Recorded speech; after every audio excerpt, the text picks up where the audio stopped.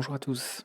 Pour beaucoup de gens, les ordinateurs sont simplement des machines qui effectuent des calculs. C'est l'idée réductrice qui avait été évoquée dans l'épisode précédent, si vous vous souvenez, et que j'ai ensuite développée pour donner une définition plus complète d'un ordinateur.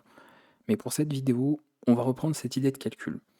D'un point de vue matériel, les gens comprennent bien que les ordinateurs fonctionnent grâce à l'électricité, grâce à des pièces électroniques et des composants qui sont de plus en plus miniaturisés et de plus en plus sophistiqués. Mais par le passé, l'humanité elle a connu de très longues périodes sans électricité, sans électronique et même plus simplement sans ordinateur. Pourtant, dans ces périodes, l'homme calculait déjà. Voici ce que nous allons aborder dans cet épisode d'architecture, comment les humains effectuaient des calculs sans avoir accès à l'électricité, et c'est ce qui vous aidera notamment à comprendre davantage le fonctionnement des ordinateurs modernes. Le calcul est né pour servir de manière très concrète. On va revenir et nous immerger dans le passé, dans une époque lointaine.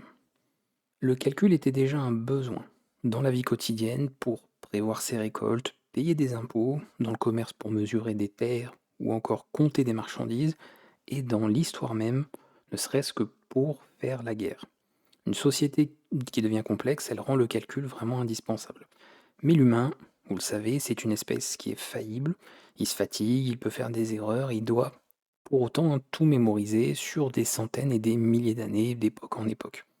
Dès lors, il est devenu nécessaire d'externaliser le calcul.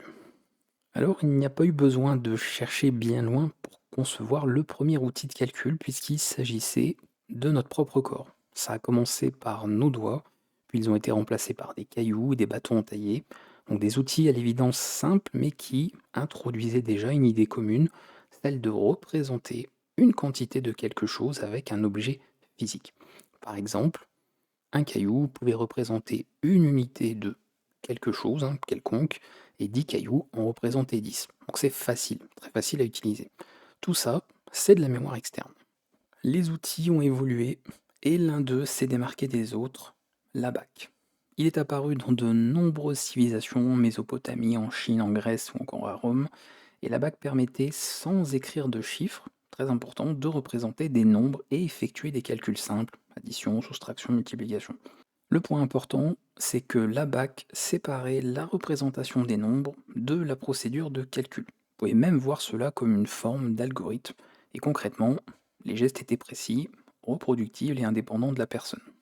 Avant l'existence des machines, on a également mécanisé les calculs avec du papier, où chacun d'eux devenait une suite d'étapes mécaniques. On retrouvait donc des tables de multiplication, des tables astronomiques, même pour la navigation y compris, voilà, et plein d'autres choses encore. Cette suite d'étapes, elle donnait une sorte de recette à suivre sans avoir besoin de comprendre pourquoi et comment ça fonctionne. Voilà, comme une boîte en fait, il n'y a pas nécessité de comprendre le fonctionnement. Et c'est d'ailleurs ce que feront les ordinateurs plus tard.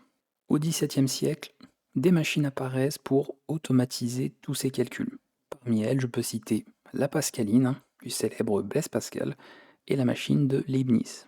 Ces machines utilisaient des roues dentées, des engrenages et même un système de retenue automatique. Elles pouvaient donc additionner, soustraire, voire multiplier et diviser. Et ça y est, le calcul était enfin devenu quelque chose de physique et automatique. Mais vous l'imaginez bien, les dernières avaient des limites, elles étaient fragiles, lentes et surtout coûtaient très cher. Il est devenu alors logique de déléguer le calcul à une machine parce qu'elle ne se fatigue pas, elle applique toujours les mêmes règles et elle n'a pas besoin de comprendre ce qu'elle fait. Et nous y sommes presque, même s'il manque encore la possibilité de programmer, mais ça c'est une autre histoire. Voilà qui est maintenant plus clair.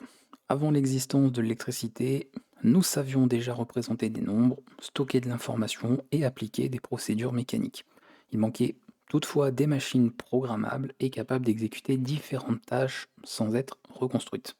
Dans le prochain épisode, nous allons parler de premières figures marquantes qui ont eu un impact significatif sur l'architecture des ordinateurs, et pas que d'ailleurs, et nous verrons qu'il existait des machines qui ressemblaient déjà, mine de rien, beaucoup à un ordinateur moderne.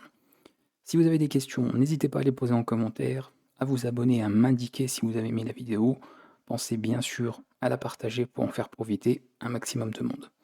A bientôt.